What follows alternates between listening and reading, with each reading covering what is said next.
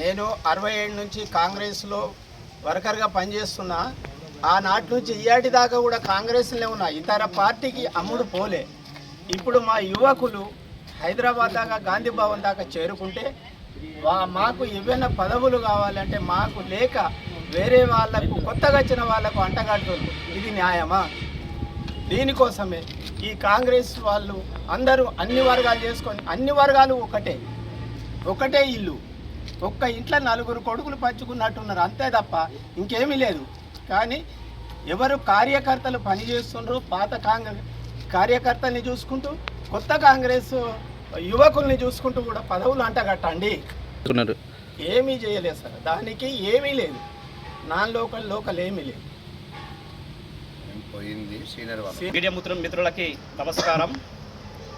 ఈరోజు Congress party senior ముఖ్య నాయకుల సమావేశం పెట్టడానికి ముఖ్య ఉద్దేశం ఏమిటంటే, మేము మొన్న ముఖ్య కార్యకర్తలు సీనియర్ నాయకులు కలిసి అందరూ మా స్వతహాగా మన దగ్గర ఎవరి దగ్గర డబ్బులు ఉన్నా లేకున్నా కూడా మేము సొంతంగా కార్యకర్తలకు అన్యాయం జరుగుతుందని హైదరాబాద్ వెళ్ళి మేము అప్పీల్ చేయడం జరిగింది.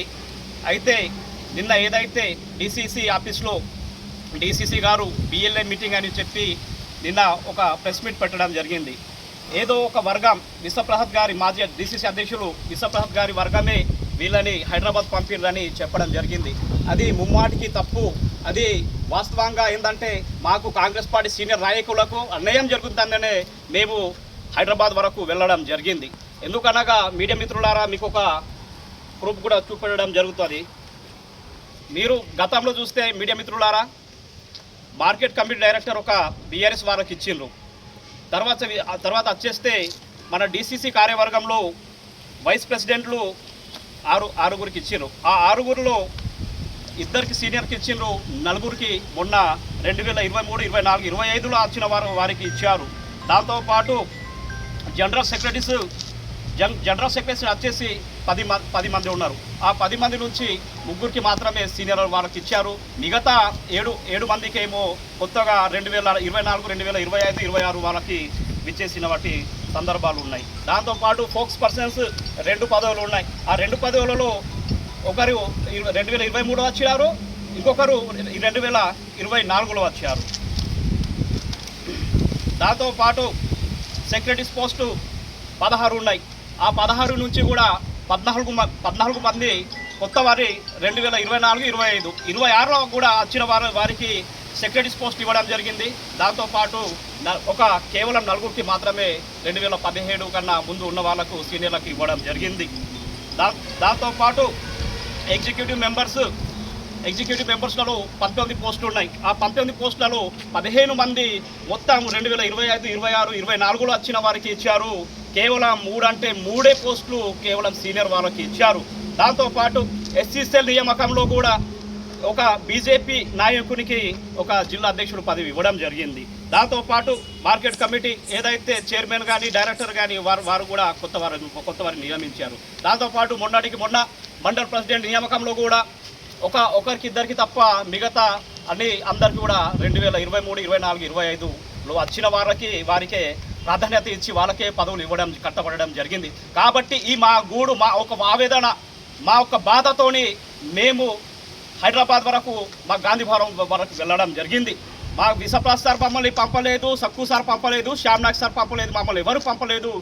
ఇవన్నీ బాధలు మాకు దుఃఖం ఆపుకోలేక పాత వాళ్ళని పక్కగా పెట్టేసి కొత్త వాళ్ళని నెత్తిన పెట్టుకుంటున్నారు కాబట్టి మాకు అన్యాయం జరుగుతుందని మేము గాంధీ భవన్ వెళ్ళి ధర్నా చేయడం జరిగింది. మేము అప్పీల్ కూడా చేయడం జరిగింది. మిత్రులారా, మీడియా మిత్రులారా, మీరే ఒకటి చెప్పండి.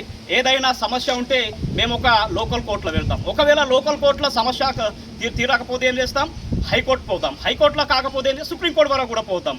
కాబట్టి మా ఆవేదన మేము అక్కడి వరకు వినిపించడం జరిగింది. మాకు లోకల్ న్యాయం జరుగుతలేదని అది మేము మా న్యాయ పోరాటం కోసం మేము హైదరాబాద్ వరకు వెళ్ళినాం తప్ప మమ్మల్ని ఎవరు కూడా పంపలేదు. మా స్వతహాగా మేమందరూ కార్యకర్తలు సీనియర్ నాయకులు వెళ్ళడం జరిగింది హైదరాబాద్కు.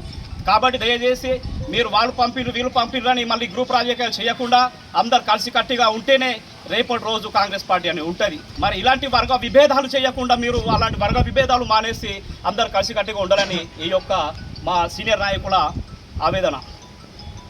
జై కాంగ్రెస్. జై కాంగ్రెస్.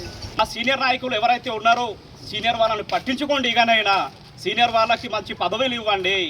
రేపటి రోజులు మన పదవులు నామినేట్ కానీ పార్టీ పోస్టులు కానీ సీనియర్ వాళ్ళకి ఇస్తే రేపటి రోజు మళ్ళీ గవర్నమెంట్ ఉన్నా లేకపోయినా కూడా ఈ పార్టీని జెండాను మోసేటోళ్ళు కేవలం సీనియర్లే. మళ్ళీ వేరే పార్టీ నుంచి వస్తారు, వాళ్ళ అవకాశం కోసం వస్తారు. మళ్ళీ ఏదైనా గవర్నమెంట్ వస్తే మళ్ళీ వేరే పార్టీ కూడా మారుతారు. మేము కట్టర్ కాంగ్రెస్ని కాపాడాలంటే సీనియర్ నాయకులను మీరు బతికించండి, పదవులు ఇవ్వండి, నామినేట్ పోస్టులు ఇవ్వండి. లేదంటే ఈరోజు మీరు వేరే పార్టీ వాళ్ళకు ప్రాధాన్యత ఇస్తే వాళ్ళు ఈరోజు ఈ పార్టీలో ఉంటారు, మళ్ళీ వేరే పార్టీ వస్తే వేరే పార్టీకి పోతారు. మా కాంగ్రెస్ పార్టీ రేపటి రోజు నాశనం అయ్యే పరిస్థితి ఉంటుంది. కాబట్టి సీనియర్ నాయకులను ఇక నుంచి అయినా పట్టించుకోండి అని ఈ సభాముఖంగా తెలియజేస్తూ ముగిస్తున్నాను. Thank you. జై కాంగ్రెస్. జై కాంగ్రెస్. నాయకత్వం. రేవంత్ రెడ్డి గారి నాయకత్వం. జై కాంగ్రెస్.